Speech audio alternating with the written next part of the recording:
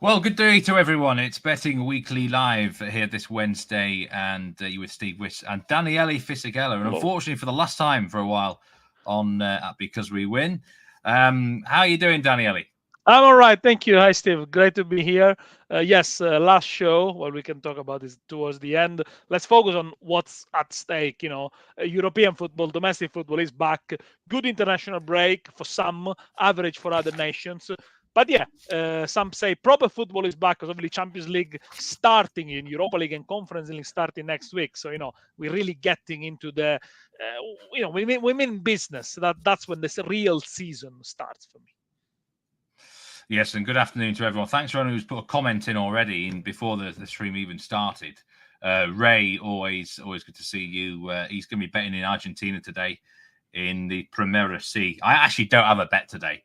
What we're going to be talking about on today's show is just a little quick review of the international break, looking ahead to the weekend, because it's a big weekend. I find it's one of the toughest weekends, actually, the whole soccer year.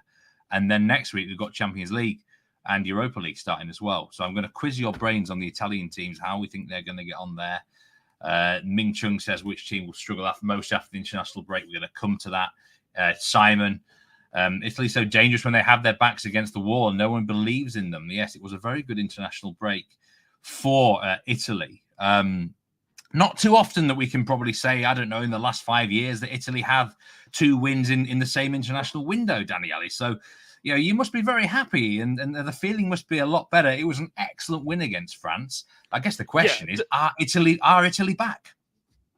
I think it's early to say, but certainly it's better to start with 2 wins rather than 2 losses. And the game against France was good, was great. We never won in France in the last 70 years, although we haven't played many times. But it's remarkable, after conceding after 13 seconds, Italy somehow did manage to do better, or actually worse, than what they did against Albania in the Euros. And then they turn it around. I think this is a win that belongs to Spalletti, who eat the humble pie in the summer. He understood the mistakes of preparation, tactical mistakes, and switched back to what Italian players know to do best at the moment: 3-5-2, a 3-man defense with defenders good on the ball that can carry the ball forward, like Calafiori, like Bastoni. 2 wingbacks like Cambiaso and Di Marco that are good at pushing forward, and 3 good midfielders that bossed the midfield against France. And credit to Spalletti for trusting the likes of Tonali, who hadn't played much football in the last 12 months, Ricci, who's a young midfielder but very promising from Torino, and Frattesi, who's Europe best 12-man. Give you this stat: Frattesi has the same amount, goal ratio than Jude Bellingham last season for club and country. Only started 6 league games with Inter, whereas with Italian national team plays all the time. So Spalletti trusted him. But then, the reaction was good. The goal score were good. France were not quite there. I think they had some problem tactically. But yeah, Italy clearly deserved to win against France. A win that puts us in a very strong position for the World Cup draw. Italy will be seeded in the World Cup draw. Now, 16 European teams go to the World Cup draw, but being seeded is so important because Italy wants to avoid what happened the last 2 time around. So they won't play the likes of France, of Portugal, of England, etc. So I think it's a big advantage. Well, I can't remember the last time Italy played in the World Cup. It was that long ago. Well, sorry for putting that one in. There are kids in Italy that don't know it. There are 12 years old kids in Italy that don't know it, Steve. So you are not the only one, and we can't just have it happen again. Nations League, Italy plus 200 to win their group. They've won both matches so far. Yeah. Plus 700 to win the Nations League outright. This is League A. I mean, would that be of any betting interest to you, do you think? I mean, it's a tough group still. Belgium and France are in it, obviously. But That's a great start. I mean, is there some value there on Italy? Are they underrated? I think somehow they are underrated, but this is a group that has got a very soft opponent, which is Israel, which Italy beat 2-1.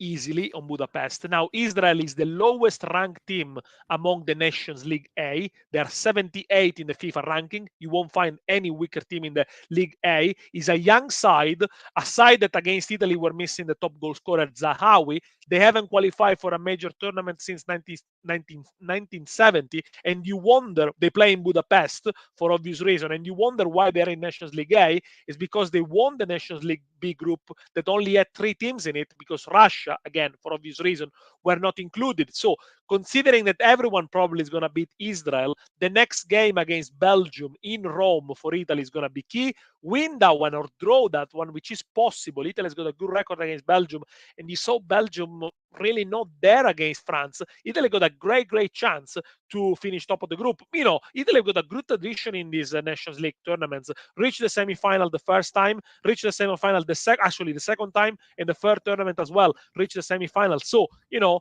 you could trust them to go at least until the semi-final. Why not? It is a new tournament, by the way. They're going to be quarterfinals, just to add more games, because, you know, players don't play enough. So yeah, so let's have a bit more games. But yeah, it's gonna be different this time.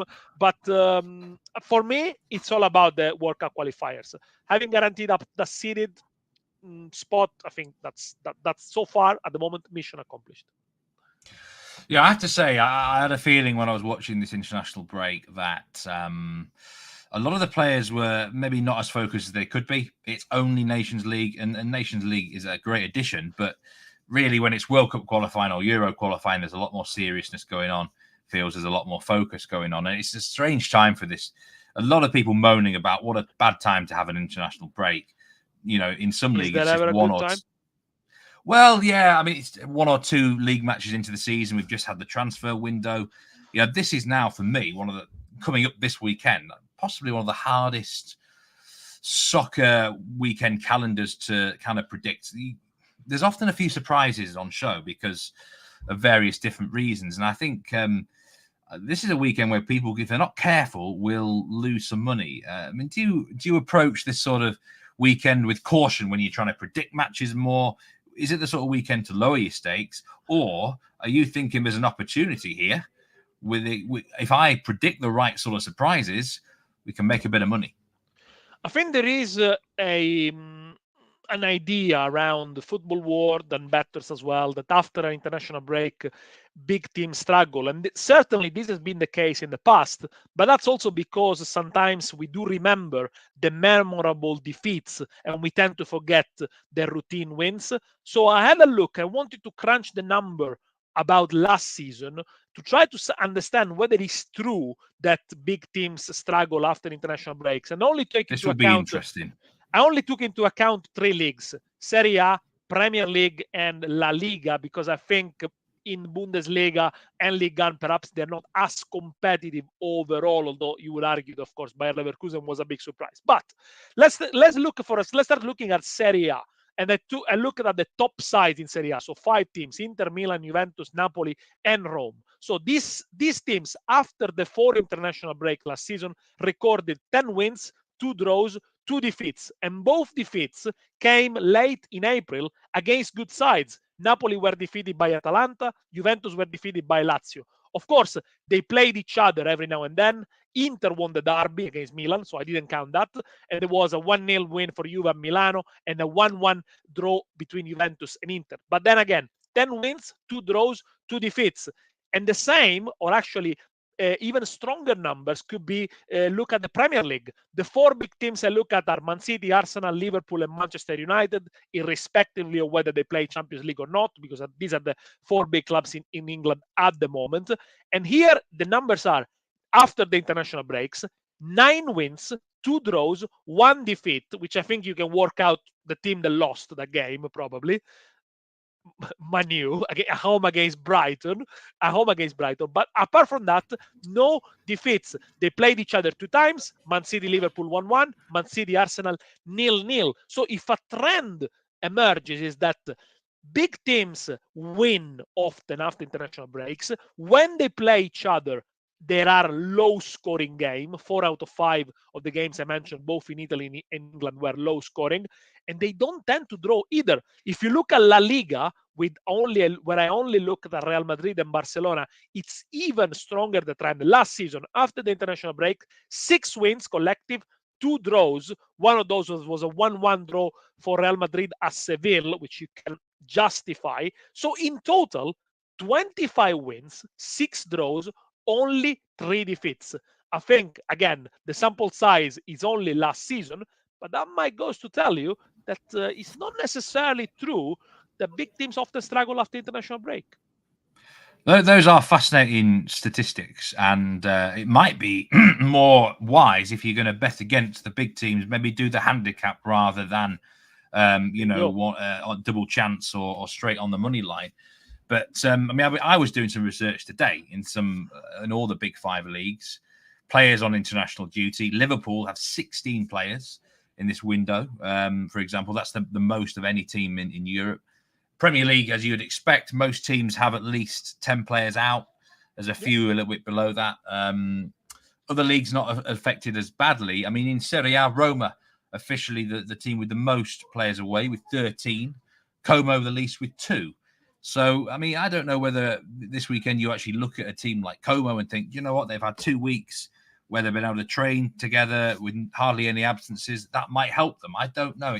I suppose every match is individual, Daniele. But is there a team this weekend you'd want to oppose or you might want to get with just because of international? If I look at the fixtures, especially in Serie A, I will actually favor and go with all the big teams. They all have favorable fixtures in their own respect. And I think these are games that are all winnable for the likes of Juventus, Inter, Milan, even Roma, who plays away at Genoa. I believe that maybe a couple of years ago, even 5 years ago, it was true that the international break disrupted the preparation for the next game. But these days, with the modern technology, players receive information on the mobile phone, on the laptop, by the coaches, by the assistant coaches about the next week oppositions. They can look at clips.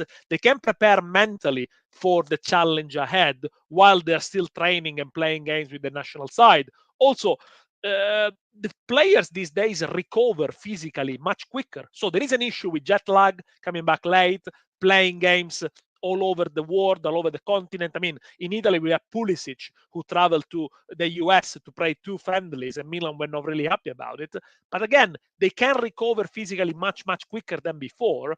And there are the tools, the medical tools, to make them recover that way. So again, I think they will be in top form. Probably the one to look for upsets is the next match day, because it's after the European games and after games against very, very strong oppositions in Europe in all the 3 competitions, where this year teams are matched all the time with teams of the same level. So maybe the next one you could look for upset. But for this one, really, considering also the fixtures that we had a look at, no, really, I can't really foresee any big upset at least in Serie A. Interesting stuff you mentioned there. The Champions League starts next week, Conference League and Europa League as well. Whilst you're here on this show, we might as well pick your brains about how you think some of these Italian sides are going to do in Europe. And I've got some graphics here. Champions League winner market, and the big thing that I notice here is you've got to go quite a way down actually to find the shortest priced Italian team. I can't see. I was just looking for Inter myself. Actually, I think there's been Inter are actually forgotten. plus 1,800 are Inter, so they're still that's the 8th favourite to win the Champions League, and that's the shortest priced Italian team. So it wasn't that long ago Inter were in a final of the Champions League. We had Atalanta won Europa League last year.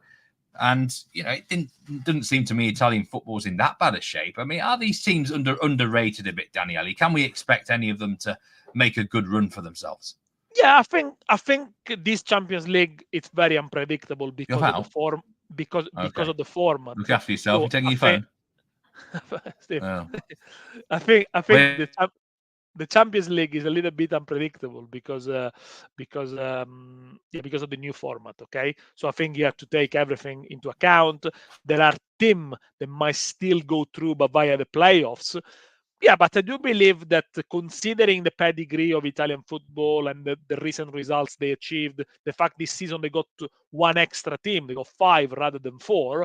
there is a reason. There might be a combination there to back Italian teams. Perhaps not as overall winner, but you can go each way, or you can go as a team to qualify from the first group in the top 8, to qualify full stop through the playoff. So again, there are a different combination. Let me say that first, you have to, when you take into account these odds, you have to consider also what the oppositions are and what the target is.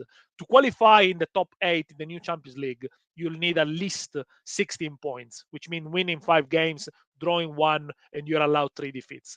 To finish in the top 25, you will need at least 9 points. So you're looking for a team winning 3 home games, which, for example, Bologna, who's being paired at home. The home fixtures are Borussia Dortmund, Shakhtar, Monaco, and Lille, if I'm not wrong. Three out of 4 of these games are winnable, and out of a sudden, the odds for Bologna to qualify, who haven't taken part in the Champions League or in the European Cup since 1965, look very promising. But again, I think it's still very early days. In this Champions League, expect an awful lot of teams to finish with the same number of points. It is a 36 teams league where teams only play 8 games. How many teams are with the same points after 8 match days in the Champions League? Quite a lot, or in the Premier League, sorry, quite a lot.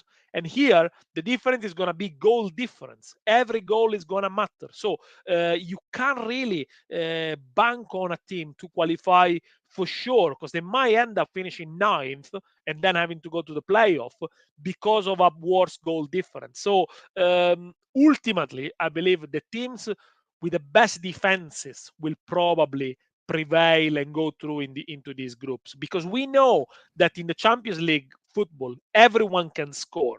Teams can score against everyone. This is the best teams in Europe. They all have at least a player that can score. But who can defend better? Who can control the game better? I think this is going to be the key in this group stage. Coming back to Italian football, at the moment, obviously Inter are the team that has changed the less this season, same manager, same group of players, and they started the season strongly. But Juventus, on the other hand, look the most fascinating one, because they've changed a lot, even perhaps too much, and they got basically a new attacking line and with a new style of play. But I think it's all about the control of the game, really, and the teams that could be able to do it for larger spells of the competition. Yeah, it's just looking through the comments here. Rebecca Wood, Georgia 2.9 yesterday was was a good winner for her. Georgia definitely, as we said on the show yesterday with Will White, they're a massively improving nation. Yep. Simon, welcome in some great comments about the loads of teams. I think there's a lot of people looking ahead already to the Champions League next week, Daniele. There's a lot of excitement about the new format. I mean, I've got my cheat sheet here of the fixtures, a whole graph and line of who's playing who. It's kind of a bit crazy, really. There's people out there who've done this on Twitter and that for fantasy purposes or whatever. They're actually even color coding the fixtures, which is hard, which is easy, everything like that. It's absolutely mind-boggling, to be honest with you. I mean, we're talking about Champions League next week on all the live shows, Monday through to Thursday. So do look out for those. But I mean, in one word, there actually is another graphic we've got, because also there's odds offered to actually win the league phase. Who will be top of the phase after the 8 games? The odds are not too different to outright Champions League, but maybe a team with the softest fixtures might just get top spot. I mean, really, I think these teams, all they're bothered about is getting in the top 8, really. But someone will win the league phase. I mean, if you had a $10 bet, who would your money be on? Would you just go boring here, Man City, Real Madrid? No, not necessarily. I think there is a case to be made for Arsenal, who did very well last season in the Champions League. And they have a solid squad and a solid defense that has been strengthened by the signing of Calafiori, the return of Jordan Timber as well. There is a case to be made for me also for Paris Saint-Germain, perhaps not to win the league, but to qualify in the top 8. I think second season in charge for Luis Enrique. They look like a stronger collective. They don't rely necessarily just on one player, namely Mbappe. But ultimately, it's about the calendar, is the fixtures. there is a big difference between playing Brest on match day 1 and playing on match day 7 or 8 when you do need the points and you need to score the goals. The combinations are infinite, really. And I think ultimately is the only things we know is that teams need to win at least 5 out of 8 games to progress. But which games they win, it's very, very hard to tell. I know for sure that on match day 1, there is a mouth-watering clash, Manchester City-Inter, which is the repeat of the 2023 final. I think it's going to be a different game this time, perhaps more open because of what they said. Teams do need the goals, do need to increase the goal difference straight on. And I think also is a game that is being played after 3 weeks of the season rather than being the last game of the season. Sometimes the final of the Champions League is very I mean, some people say there is a clear Wonders for the favorite. final. Exactly, because it's the last game of the season, you know, it's like your last day of work in a way, which is a bit like mine. This is my last video, but not that I'm putting less effort on it. But, you know, you are tired, you are mentally tired, you are physically tired. I do remember that 2023 final, Manchester City came on the back of winning the FA Cup against Manchester United struggling. Inter had pretty much 2 weeks rest because they were already qualified for the Champions League. That definitely helps. It's going to be a different story. Look, it is fascinating. I don't know how this Champions League is going to go. Just have to wait and see. It could be the greatest competition and the greatest invention on earth, or it could be just something mind-boggling that you can't get your head around, and you end up on 29 January, the last fixtures being playing all at the same time, where you need 5 calculators and a degree in physics to understand who's coming through. I don't know if that's fun or not. It depends.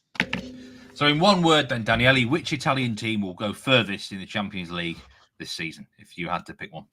I think Inter Milan, I look them to go through the 8th. I think Milan and Juventus will go through the playoffs, but do not discard Bologna. It could be a big surprise because of that 9 points threshold and 3 home games that are winnable. Raymond Reddington says, welcome in, Raymond. Monaco, Barcelona should be goals galore. Although Monaco have been a bit of an unders team this season, strangely so, domestically. Rebecca Wood says that Betty have been very shrewd over the summer. Keep an eye on them. They do. They have added really well. Henry VIII, welcome in. Simon asked, will goal difference be?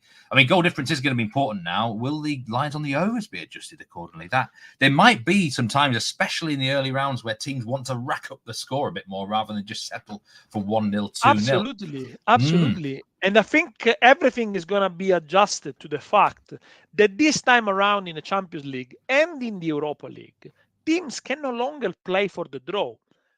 Typical scenario: a team is already in the old Champions League. A team was already qualified after match day 3, pretty much, and they were playing for the draw in match day 4, match day 5. This time around, it's not like that because you are competing against everyone, and somebody might just tip you at the end because of goal difference. So every game is gonna matter. Every game is gonna be important, and this is gonna benefit going back to the leagues. Those teams that are not playing in the competitions, that can rest players, that don't have to rest players, that can put out the best 11 every single week. And in Italy, this week and the next one, I'm looking at Napoli, for example. We will see what really Napoli are about. They changed the squad completely, got some new players, ready-made players, the likes of McTominay, which I'm really excited to watch in Italy. I think it's going to take Serie A by a storm. Billy Gilmour, David Neres, Romelu Lukaku, of course, the new manager, Antonio Conte. They play Cagliari away this weekend, and I think it's going to be an over 2.5 goals. But most interesting, they play Juventus next Saturday. Juventus will play PSV at home in the Champions League, and I think that's going to be a real test to see if Napoli can push for top 4. Yeah, and Europa League, I mean, actually doesn't start until the 25th. Just looking at it now, but I've just got a graphic here for that. Much more favourable for the Italian teams in this market, with Roma third favourites, Lazio a third 14-1 shot. Could either of those two teams win the Europa League, do you think, Daniele? I mean, Spurs and Man United the favourites, Real Sociedad up there as well. This looks a winnable competition, perhaps, for one of the Italian teams here. Roma, good pedigree. They reached at least the semi-finals in the last 4 years, including winning the Conference League and losing the Europa League final 2 years ago. They have an easy route in the group, but they play Tottenham, they play Spurs. Apart from that, it should be fairly simple for them. I think Roma really needs to focus on getting into the top 4 in the league. So perhaps the European competition could be maybe not taken too seriously, although they have an amazing record in Europe in knockout competitions. They only lost 2 games in the last 6 or 7 years. Lazio, a very much changed team with a new manager, younger players. I think they could be exciting going forward. They good forward in Tati Castellanos, then they got Bulaidia, Isaksen, Zaccagni. They might lack a little bit of European experience. They've been paired with Ajax and Porto, which are 2 heavyweights in that group.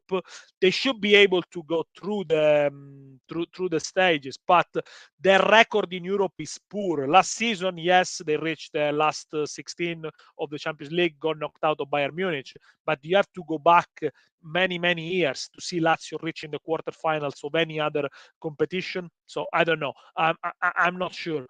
Curious to see Spurs, of course, probably will do well.